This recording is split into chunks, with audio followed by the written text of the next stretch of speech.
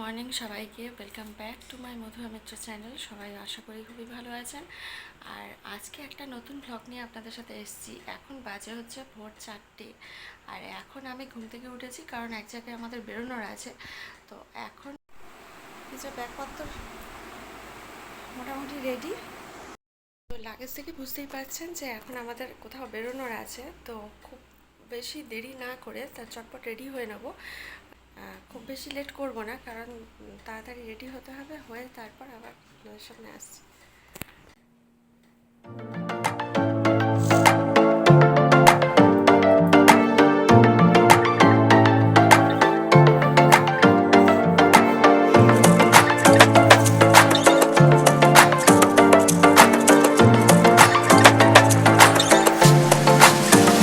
তো এখন রেডি হয়ে নিয়েছি। এখন বাজে হচ্ছে 5টা 15। এই যে ঘড়িতে বাজে হচ্ছে এখন 5টা 15। আর এখন রেডি হয়ে নিয়েছি, তো একটু পরে বেরোবো। তো আপনারা কোথায় যাচ্ছি না যাচ্ছি আপনারা ব্লগের সাথে থাকুন। আশা করি ব্লগটা ভালো লাগবে, আর স্কিপ না করে আপনারা দেখুন। আর আমি ব্লগের সাথে থাকুন আর ভিডিওটা দেখতে থাকুন, আপনারা বুঝতে পারবেন কোথায় যাচ্ছি না যাচ্ছি। এখনই কিছু বলছি না। এখন ঘড়িতে বাজে 5টা 15, আর এখন আমরা রেডি হয়ে নিয়েছি এখন বেরোবো বলে। তো যেতে যেতে বলবো কোথায় যাচ্ছি, আর আপনারা বুঝতেও পারবেন, কারণ এর আগেও গেছি আমরা ওখানে। তো সেই জন্য হচ্ছে, তো কোথায় যাচ্ছি।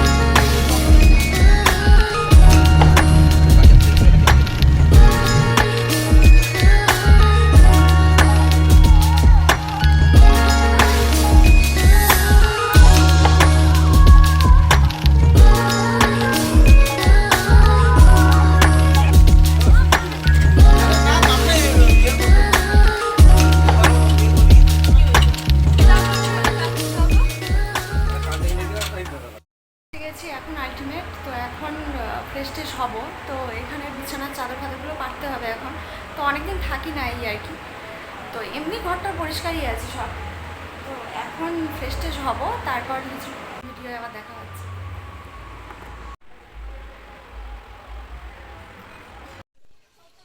তো এখন আমরা পৌঁছে গেছি। বেরিয়েছিলাম সেই সকাল 5:30 পৌনে 6টার দিকে, আর পৌঁছতে পৌঁছতে মোটামুটি 10টা 10:30 বেজেছিল। এটা হ্যাঁ, যেহেতু প্রাইভেট গাড়িতে আসা হয়েছে, সেজন্য খানিকটা টাইম লেগেছে। বাস টাস হলে হয়তো আর একটু তাড়াতাড়ি হতো, আমি ঠিক জানি না। মোটামুটি 4-5 ঘন্টা লাগে। আর উপরের এই বারান্দা থেকে আমি ছবিটা নিচ্ছিলাম যে ঠাকুরঘরে কিছু একটা হচ্ছে। চলুন কাছ থেকে দেখা যাক কী হচ্ছে। তো এখানে হচ্ছে ওই এসেছিল যে ভিতরে, যেহেতু ঠাকুরঘরের ভিতরে রং করা হয়েছিল, সেজন্য ঠাকুর প্রতিমা সব বাইরে রাখা হয়েছিল। আর এই পুজোর সময়, বাসন্তী পুজোর আগে, সব ঠাকুরের আবার চোখ আঁকা হয় আর কি। তো আরও যে মা কালী আছেন, আরও যেসব ঠাকুর আছেন। তো সবাইকেই মোটামুটি ঘষা মাজা রং করা ইত্যাদি এই বছরে একবার এই টাইমটা হয়ে থাকে। তো এখন সেই সবেরই কাজ চলছে আর কি।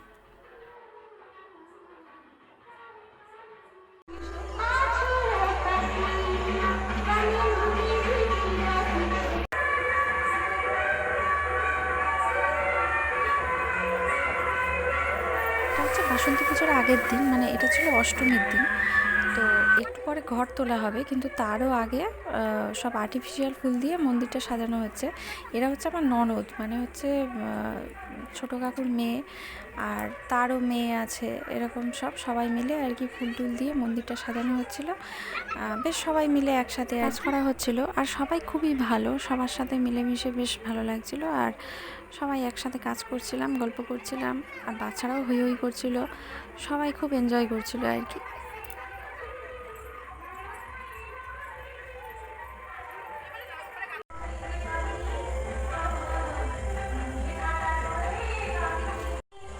তো এই যে মোটামুটি কমপ্লিট হয়ে গেছে ঠাকুর মন্দির সাজানো। আর ওদিকে আমাদের বাড়ির খাবার দাবারের জন্য রান্নাবান্না করা হচ্ছিল, রান্নার ঠাকুরই সবার জন্য একসাথে রান্না করছিল। আর তো সেটাই হয়েছে যে ওদিকে ডালটাই শুধু হয়েছে। আর এটা হচ্ছে আমাদের বিয়ের সময় লেখা হয়েছিল, এইবারের নিয়ম হচ্ছে দেয়ালে এরকম লিখতে হয়।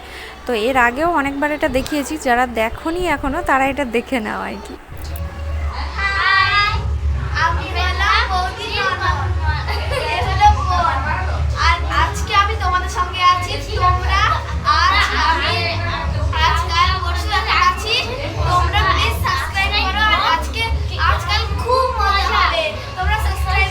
আর ভিডিও দেখতে থাকো।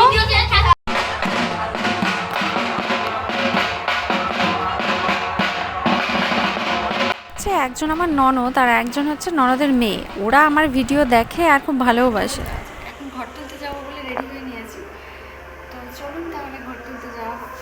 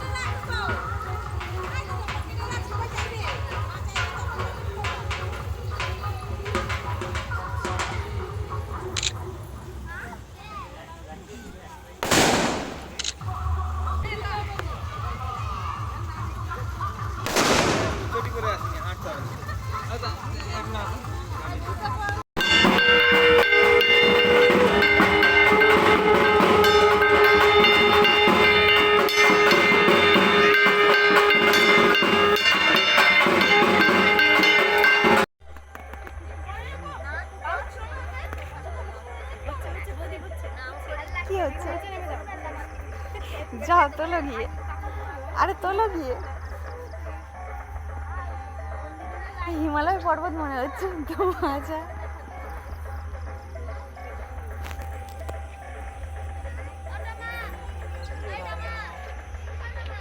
অন্ধকার